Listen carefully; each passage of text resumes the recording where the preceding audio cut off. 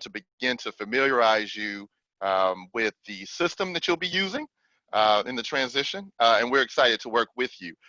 For those that I have not had the pleasure of meeting, my name is Philip Gibson. I am kind of heading up the project. I am a education program manager, so I'm working with some of the professional development as well as coordinating some of the efforts. Joining me today and really leading the session today, it's really on her, is Diane McRandall, who is a full-time Education Options, Ed Options Academy teacher. And she's great and dynamic, and I think that she will be able to add a lot to this session. So Diane, I am going to really hand it over to you and step back and allow you to lead these people to the great level of engagement from Maestro. Before I do that though, Diane, I do want to let everyone know, just kind of give them a high level of what they're going into today. So when you all start using the system, you will find that you're going to make your way through a couple of different entry points. So Maestro is the student information system, or the SIS, that kind of brings all of that together. So today, and I do believe in 2 weeks, you're going to do training just around utilizing this system so that you can know how to communicate, see student data on a quick reference. Following that, we'll get deeper into the courseware aspects and the Calvert learning, depending on your grade levels. But this is the system that brings that all together. So with that being said, now I go back to allowing Diane to shine and share her magic with us. So Diane, please. Hi everybody. I have been with Ed Options Academy for over 5 years. I absolutely love it. I hope you find it exciting. I also want to add that I am recording this because this is something that the upper management, if you would, also likes to watch and see what's going on and what ways we can improve it. And so today's training is about Maestro, which Philip explained. And Maestro is our system management system. And it is how you're going to go through, I am sorry, my slides aren't ready. How you're going to go through the system to connect with your students. So it is not about courseware, that is coming in a future training. So Maestro, this is 101, and this is the basics of Maestro. We will be coming up with a second training in a couple weeks to give you Maestro 201, which is a look even further in. In the meantime, I do believe that you have your login information, and so you want to have that handy.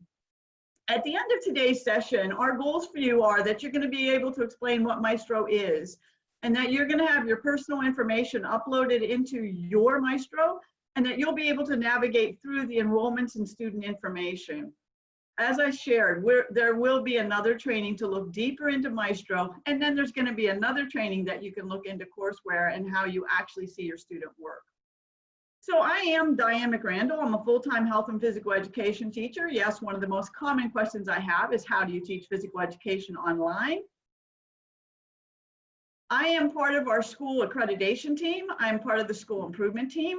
I do mentor new teachers. I have assisted with the onboarding for new teacher training, which is part of this. And I was the 2019 Ed Options Academy Teacher of the Year. So Maestro, does anybody have a guess as to what Maestro is? Philip gave us a good guess. What does the Student Information System stand for? What do you think we're going to see? Anybody want to take a guess? Anybody want to unmute themselves?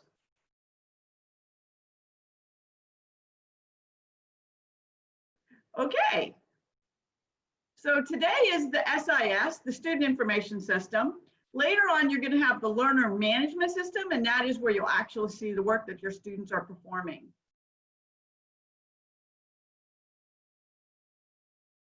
So what is the Student Information System? It is the general information about your students' performance. I am not going to be able to see their actual classwork, but I will be able to see how they are attending in my class and their overall grade expectation. I will be able to see the information that helps me identify the student, anything specific to the student, their phone number, their email, the IEP, if they're NCAA, etc.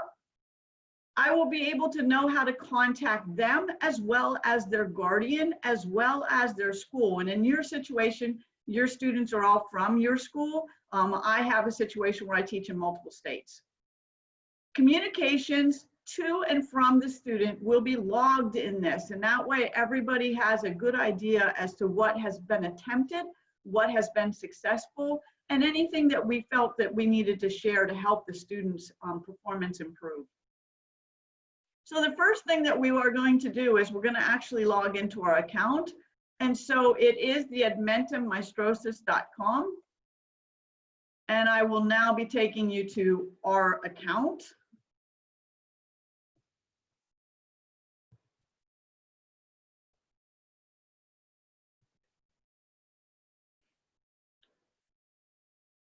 And you'll be able to see what this actually looks like. And of course, it's going to throw me out. And Diane, I'm sorry to interrupt, but I just wanted Yes. to let everyone know while you're moving through this, if there are any questions, I know you're going to pause and break just like you did. So I do ask everyone to unmute and participate, but also feel free to use the chat function in Zoom, and I will capture those questions and I was going to say, interject. if you can man that, Philip, I'd appreciate that. It's a double duty for sure. Oh yeah, no, we're partners in this, Diane. I got you. Thank you, Philip. And so, you know, for all of you, I'm not sure if you're comfortable being on video, but it is something that you do need to get used to. Your students are going to want to see you. You're going to want to be real. So that would be pretty cool if you could allow yourself to come on video today. And as well as Philip said, if you could unmute yourself and be interactive, the more you interact, the better off you're going to be to actually learn. There is no question that is going to be embarrassing, I hope, because it is something that we all have to do to learn. I'm a firm believer of questioning to get to know better.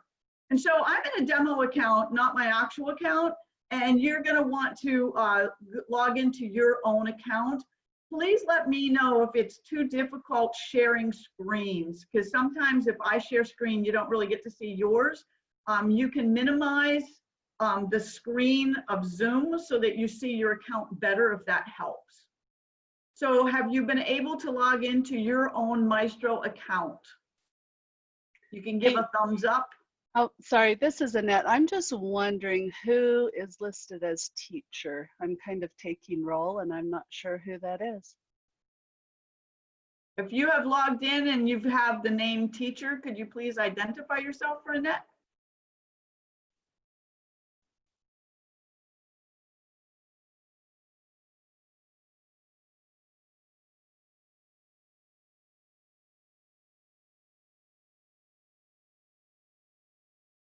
Annette, did you just see my group me? Or I mean, sorry, I was on the chat. I think teacher might be me. I think my daughter did that when she logged into her Zoom account. Okay, thank you. Okay, so from this home page in Maestro, you're going to go over here to the My Settings and you're going to click on My Account. My Account is going to open up so that you can identify yourself, and you want to make sure that your information is all correct. And so you want to have in your first name, your last name, the middle initial or middle name, if that's what you would like to have. You can identify yourself by gender. We do keep all information confidential. That is not anything that is going to be used against you, if you would. Make sure that your birth date is correct. Then you want to add your primary phone and a secondary phone. Your primary number here is your work number, so you should have a Google Voice number. Your default email is going to be your work email. The alternative email is your personal email.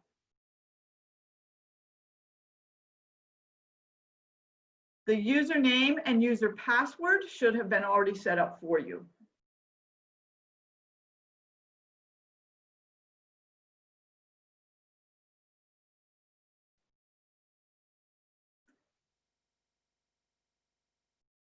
Any questions so far, Philip? Are they doing okay? Yes, they're doing well, Diane. I'm sorry, I've had to unmute myself. Yeah, we're doing okay. I see Laura had a question around can we use the alternative as the district email?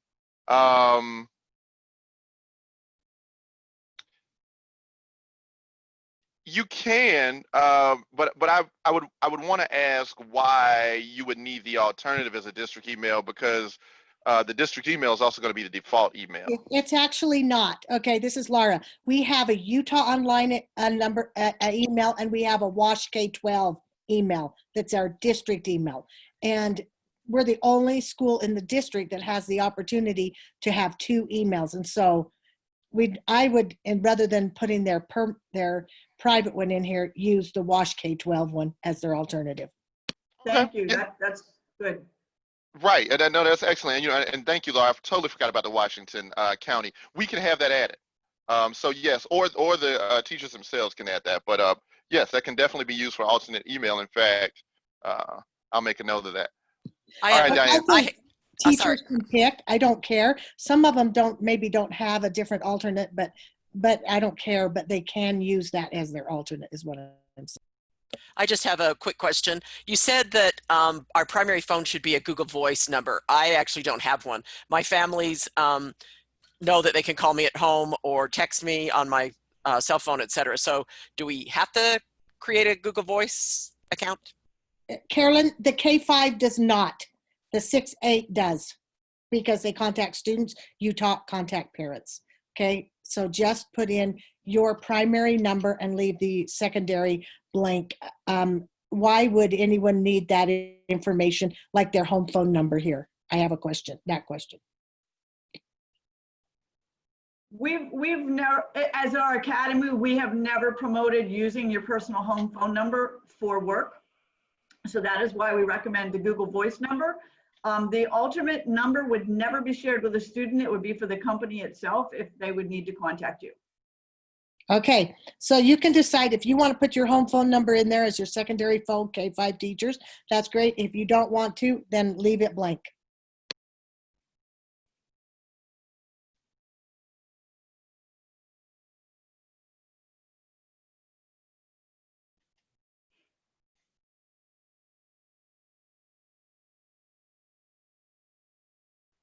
Okay, and the last thing that you have to update is this last picture. You will want to upload a picture of yourself. If you have a current yearbook picture, that is always good for this. So you're going to click on the change image, and then I'm going to browse my computer to find it. If it's not something that you have right now, you can take it simply with your phone. Your computer typically has a camera on it that you can take a screenshot if that's what you'd like to do. If you need help with editing that picture to get it uploaded, because if you look, it has to be a 100 KB, no larger than, to be into this box.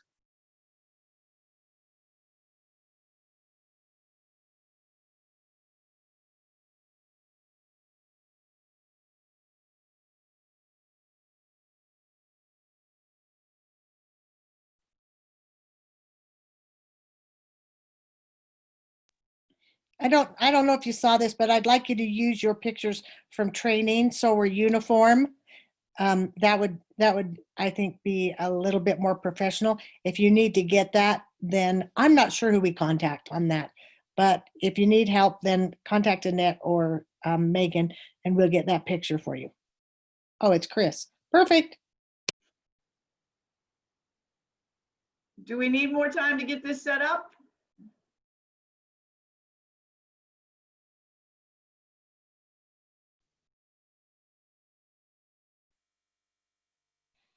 No, Diane, I think you're fine to move forward now.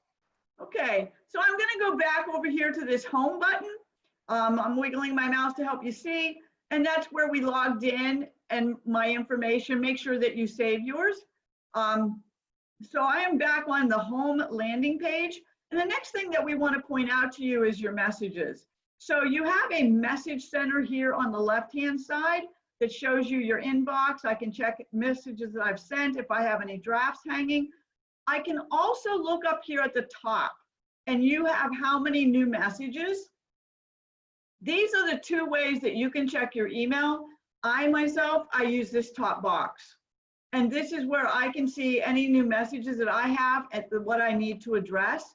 As an academy teacher, you have 24 hours to respond. And so we like that you keep that updated.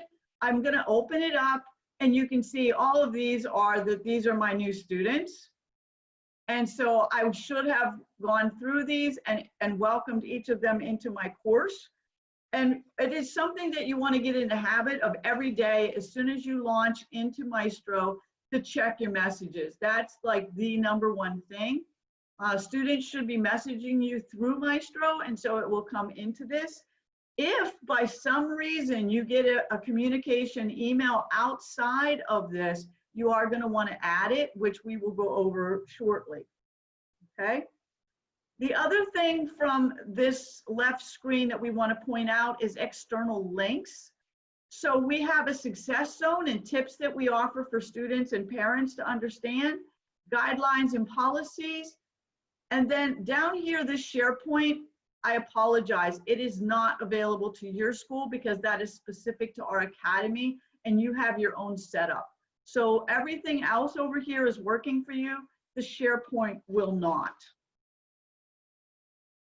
Once we've launched in, we've checked our email, we are now going to go to the enrollments tab.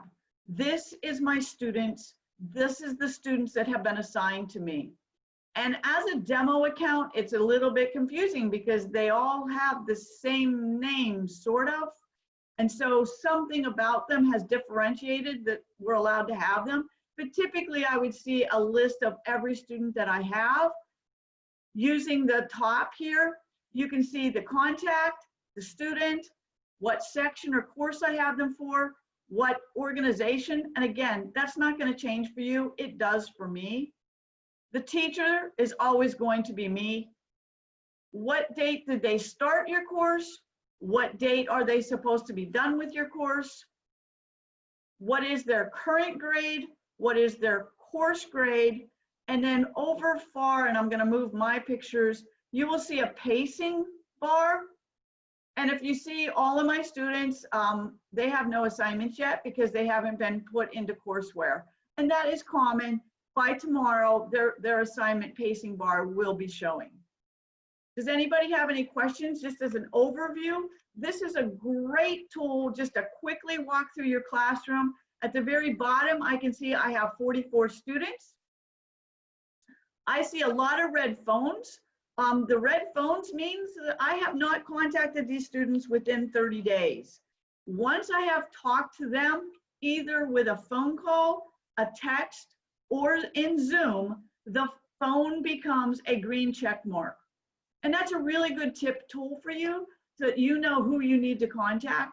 When that phone turns red, the 30 days have expired and you need to really reach out to them again. I have a quick question on that, Diane. Uh-huh. How does it track that you've called them?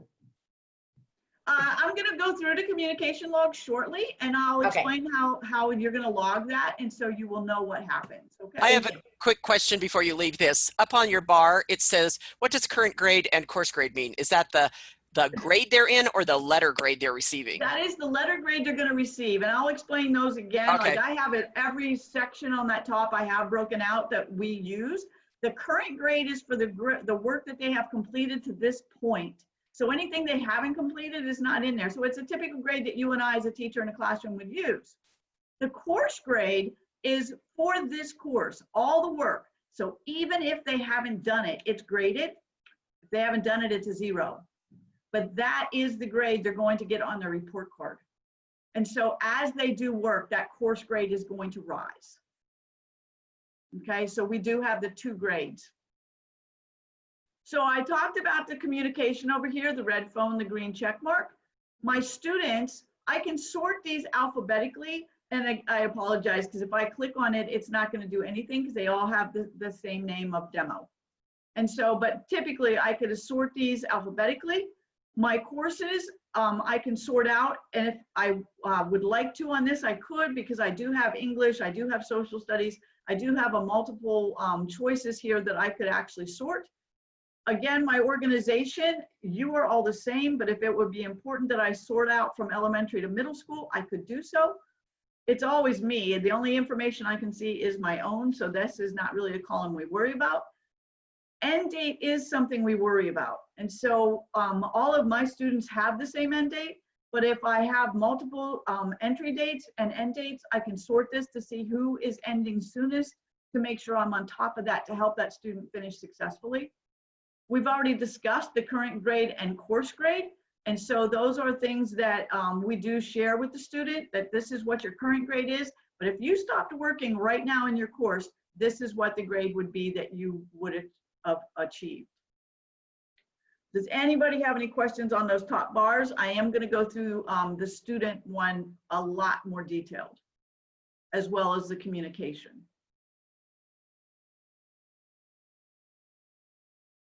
We're good to go? So to open up any particular student, you're going to just click on that student's name. And here I see everything that I need to know about that student. And so here is their first name, here is their last name, here is their birth date. That is important in some cases, especially when you hit that older 18. Gender is something I always take note of because a lot of names today are gender neutral, and I don't want that embarrassing pronoun to be out there. And so watch this one closely.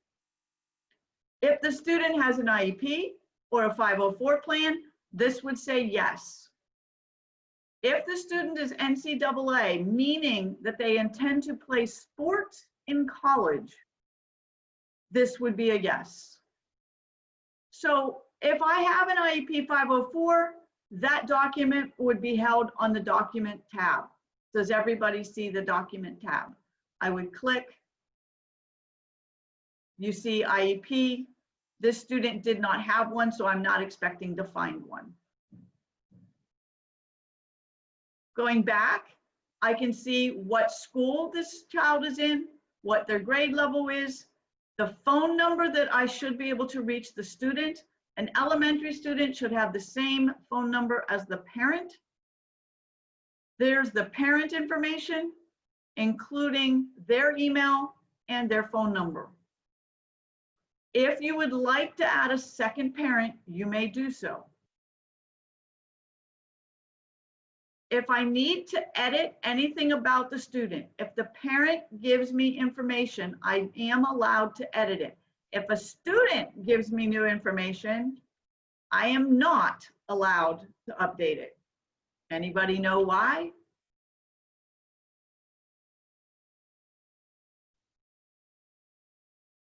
There are students who have figured out that they can give you a different number for their parent and now they won't be in trouble that they're not working. So never edit it according to a student. But all I would do is click this edit student button and I could update a phone number or email if needed. This student comment section is very important.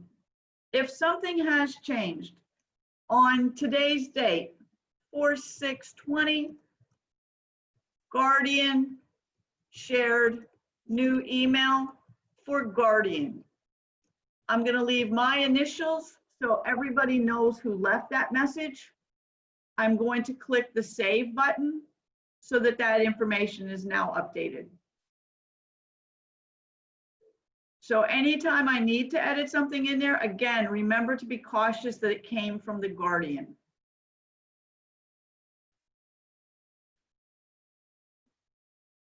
When it turns back, there we go. Now we can go. This message center, this is the communication line for this student. And these were the questions that you had about the red checkmark green phone as well. This is all the communication so far that this student has had. But once I continue to work with the student, I'm going to add communications. And you can see here what type it was. It was all internal. Internal means email. And so they have received an internal email welcoming them to the course. But you know, today I attempted to call the student. Down here on the bottom, you see this plus sign. This allows me to add a communication. What type is it? I attempted a phone call. I attempted a text. Nobody responded. It's an attempt. Please keep it as attempted. We don't offer chat room any longer. This is the external email. I said that if I'm using Outlook and for some reason the student chose to go directly instead of through Maestro, I have to add it as an external email. We don't use IMing. In person is very rare in the virtual world. I'll also give you a hint, it will not change your phone. Phone means I actually talk to the student or the parent on the phone directly. A text means I sent and received a text from the student. Video conference, they met you in Zoom or Google Meets. Okay, so I choose that. This is one of the most important things to remember is the subject bar. Were you successful? Because if it's a video conference, they attended. If I attempted a video conference, remember that's attempted, they didn't show. So was it successful or was it unsuccessful? Was it with the student or the guardian or both? And what was this about? A brief, what was this? Was this the welcome call? Was this support on an assignment? Was this a monthly check-in? You're going to add that. So was it successful or unsuccessful? Who was it with? And the general purpose of that meeting. Now in the body, I'm going to add the specific information that actually happened. Any words of support or information shared is going to be added. And so this one is guardian and student both met me in Zoom today to walk through the course expectations. I walked them through the tutorials, the mastery tests, the unit assignments, and the unit post-tests. No further questions were asked. And then I would click save. Because this is a demo account, I'm not saving it. Does anybody have any questions on logging communications? Yes, I do. This is Laura. It seems like to me that some of these items you're bringing up are for an academy and not necessarily for our own school. So I just want to be cautious because you have a 30-day requirement to make contact. We may have something different. So is there a way to change that? Also, we do in-person events with our K5 and 6-8 school occasionally. And where can we mark that we have had that communication or that touch with those families? So Laura, I'll jump in on this one. So as far as the 30-day notification of contact, no, that's not going to be able to be changed, but I will see if we can come up with another practice. If you have specific dates of contact, that would be great to help us shape around that. But that is a system feature. So that one is, that 30-day, we're just going to have to find a way to address that. As far as the phone, the in-person, it may just be a process of how we enter that in-person. So again, I'll take that back to our team to make sure that you can do in-person, but it might need to be another process there. Like it might have to be successful. I need to see what the triggers are. I'll be honest with you, I'm not familiar with what those trigger keys are, but I can get that back to you by the end of the week. Yeah, and the only thing I will tell you from experience, the only thing that turns the red phone to the green check mark is a text, a video, or a phone call. And that is a Maestro feature. That is not something that we can change.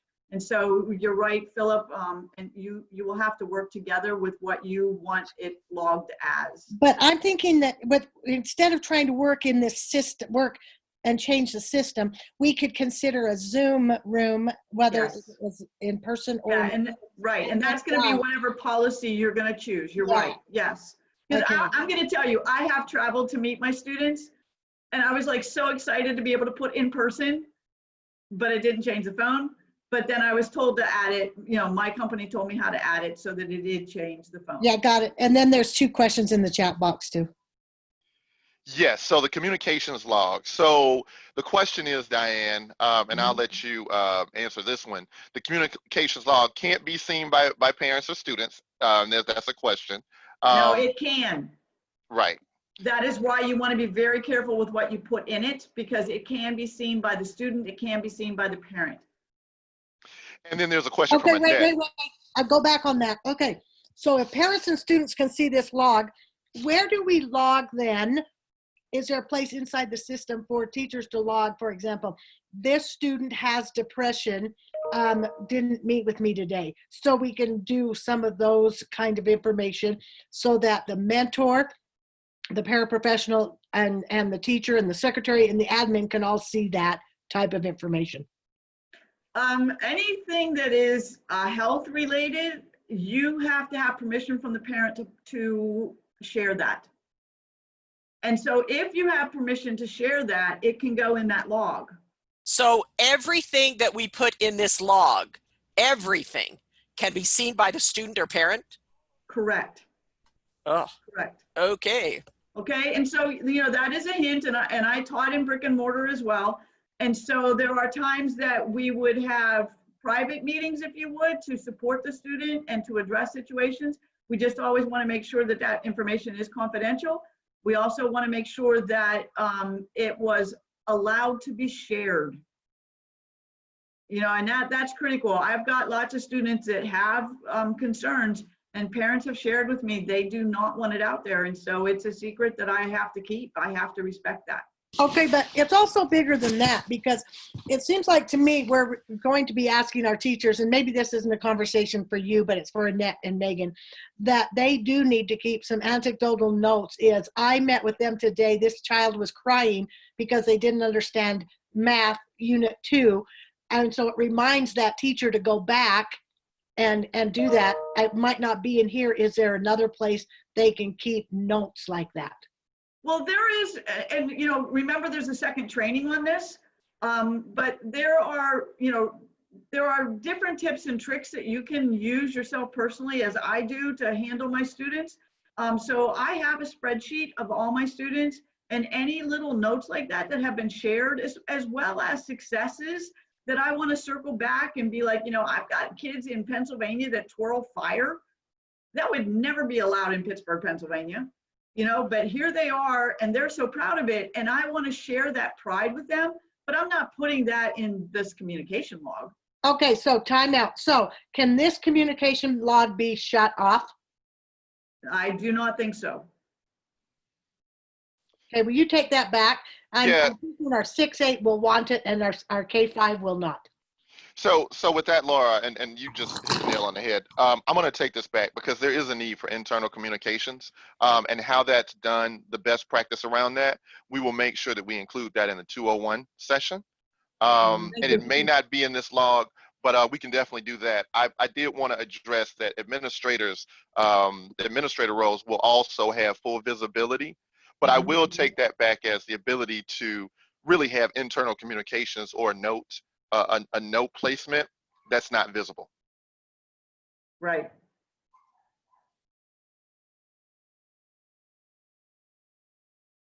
Just writing a note myself. Okay, any other questions on that? That was a biggie.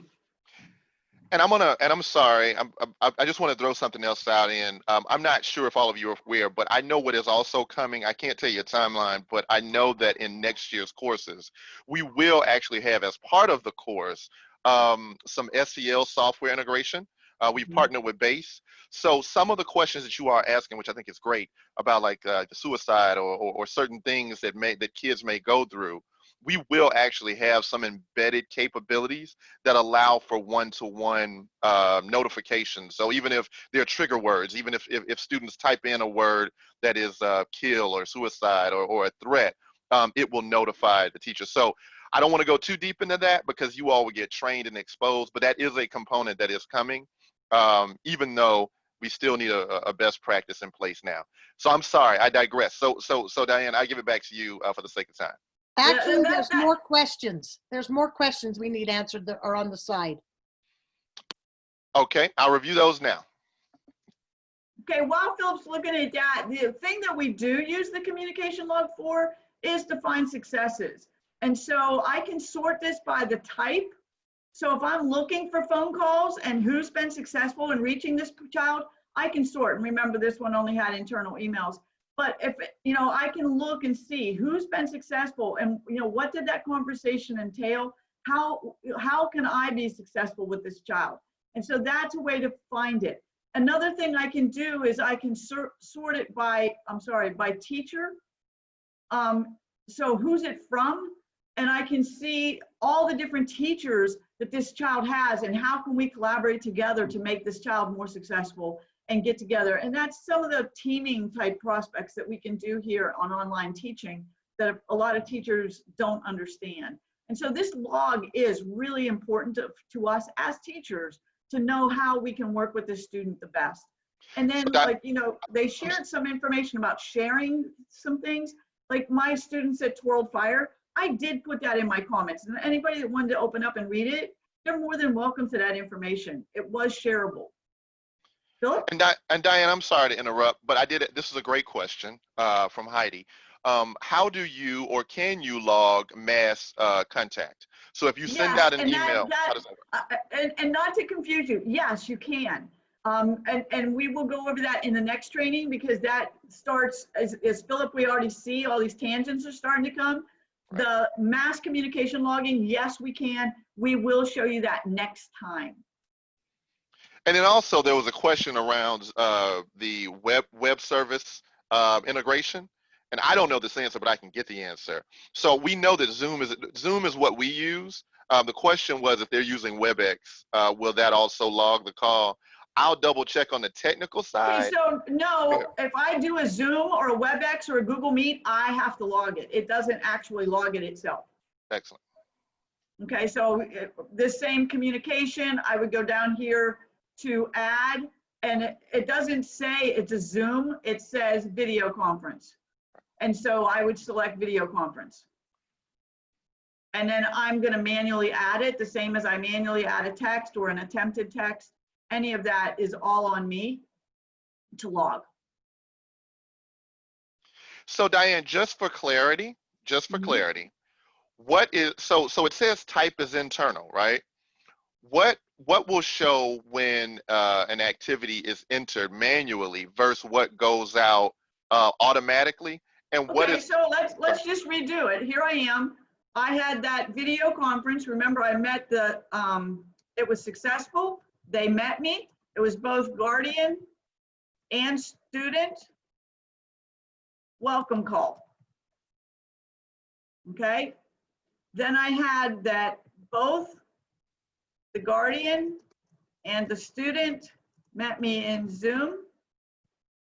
I welcomed them to the course. I walked them through, and my courses, I have several different, but I walked them through the information page, the discussion expectations, the assignment, and the quiz.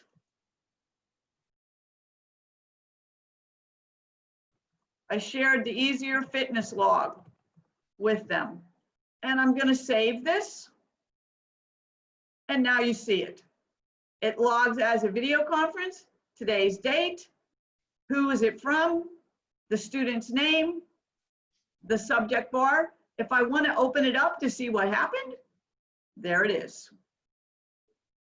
If I entered something and I made a mistake, so let's say I did enter that text and, oh, the student didn't respond, I meant to say attempted, I can delete that right here and do it again. But I can also let this alone. It was fine. And so now we can see, if I wanted to sort, I can see the differences. Internal means it came through Maestro or it came from the actual system. The external I'm going to add myself, the phone call I'm going to add myself, the text I'm going to add myself, the video conference I'm going to add myself. If you use Google Voice, you can text copy the text directly from Google Voice right into here without having to summarize. If you use your own phone, I just summarize. I use my own phone. Any other questions on communications? That is a big part of what you do. Excellent, Diane. Diane, I think you can move forward. I just wanted to give you, I just wanted to do a time check. It's 12:10. I'm sorry. Yeah, and the good I'm news East is we're Coast. almost done. Yeah, excellent, excellent. Just time check. Yes. Okay, so I'm going back to this enrollments tab. And again, I just want you to see, and this is not good. And so I'm going to go back to my slideshow to show you what your pacing bar is actually going to look like.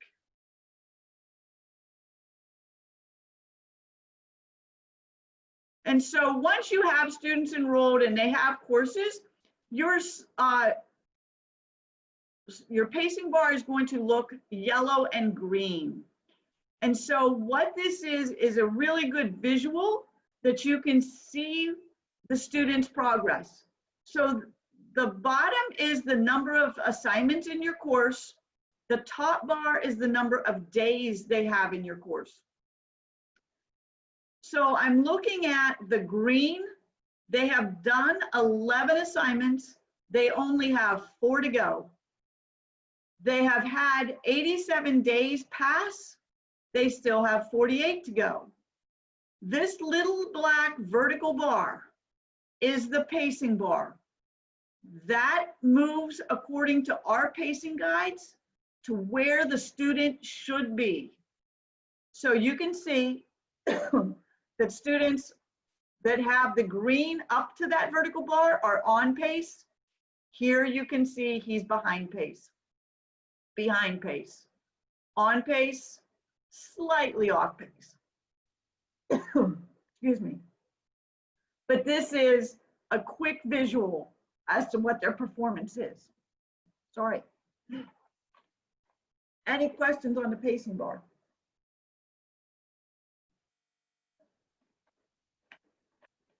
Can you see that for one specific student for all of their courses? So for example, we have paraprofessionals who are checking on one student and all of their courses. Can they see one student, all their The courses? elementary is different than I'm secondary. And so I get to see every child that I have. And so if you have that child for all those courses, yes, you will see it. If you do not, no, you will not. Thank you. Okay. That was a good question. Any other questions?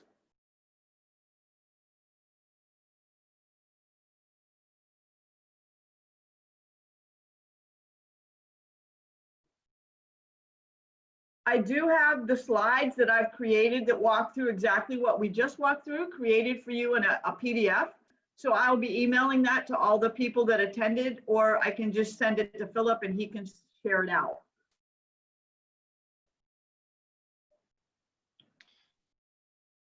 Excellent. Thank you, Diane. I want to make sure that everyone has asked any questions, or if you have questions that come up, please feel free to send those directly to me, and we'll get those answers back.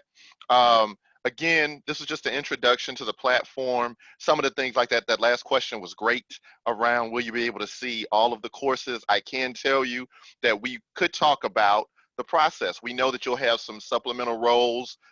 You can have multiple, you can actually have multiple instructors assigned to the classes. So there are ways that you could create that view. So right now, again, this is one part of really 3 components and 2 separate components. So your K-5 grades are going to be moving from Maestro into our Calvert learning platform, and your 6 through 8 or secondary will be moving from Maestro into courseware. So there are different options both ways. We're going to grow into that, but these are great questions because the more we ask them, the more we can be more precise on the process of how to do it, not necessarily the functional. There's always a way to accommodate. So again, I want to make sure that there are no questions. Any questions, any feedback, any requests? So this is, oh, go ahead. sorry, this is Annette. So just on contact people living in the home. So I noticed there were two parents. For the K-5, we also ask for like emergency contacts. Is there a way to put those? It seems like we have those on the enrollment form. So is there somewhere to find that? You would, because our system is set and it's what Maestro offers us is Guardian 1, Guardian 2. If you don't have the Guardian 2, you could put it there. The other you'd put it in the student comments. And that, remember that little comment box and I put my initials and the date? You could add your emergency information there. Okay, thank you.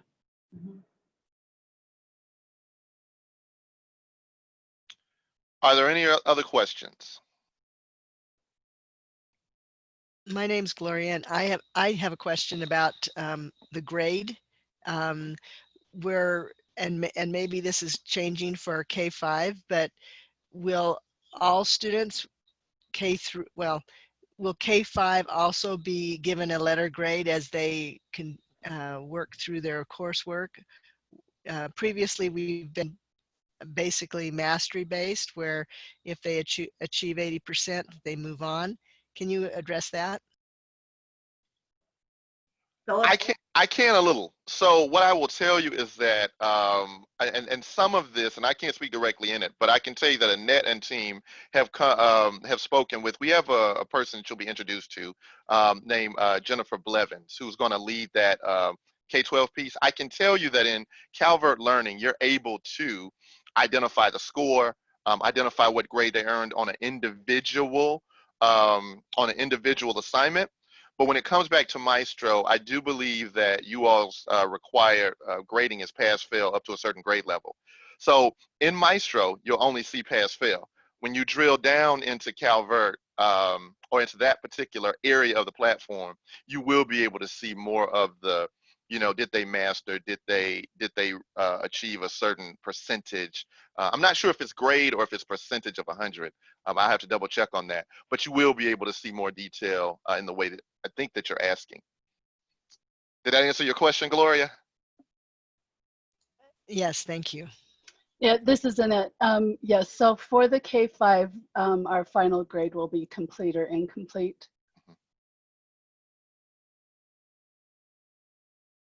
Yeah, I just wanted to make a comment. This is Laura, that it's really hard for these teachers who have been here for so many years. Number one, they're going to have some mindset changes and say, oh, I think I could try that. It might look good. And in reverse, there are some things that are being offered through Maestro that just really aren't going to fit our pattern. And those will be some discussions we'll have to have at the administrative level. But just know that we're going to ask questions that maybe are different than a brand new group coming in, because we've lived here. We've been drinking the Kool-Aid for years. So if you'll be patient with us, and also if we can be patient with you as we work through this. That's a great point, Laura. I love that, and then like on the slide I have right now, if you have any questions from today's information, or if you have questions that are building up, please feel free to reach out. It is a time of high anxiety right now. And then you have this on top of, the big change coming for you in the fall.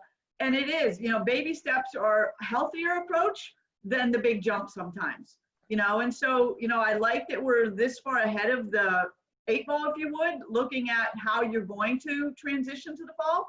So, don't let anxiety stop you. And you're right, change is difficult for anybody.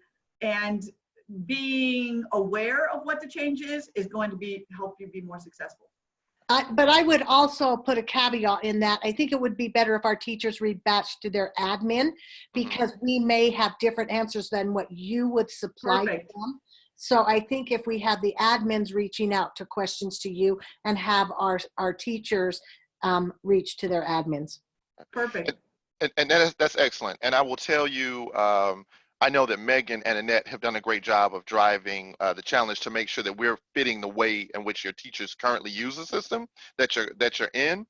In transition, I know I ran down that we'll have the different training sessions, but trust me when I tell you, we're going to come back together in May, and we're going to go end to end through all the products, and that should be more wrapped around your current practices and fit in. So, Laura, thank you for that. We can definitely be patient because we want you all to be as successful as possible. And if you allow us to, we promise to bring you the best options that we have available. So with that being I have, but also in reverse of that, we as the Utah online staff, we need to be patient because we're ready to eat the elephant, and okay, and so if we can just continue to take little steps, even though we may be looking beyond the mark of what we're given that day, so we need to be patient also. Well, thank you. So Diane, I want to thank you for leading this session today.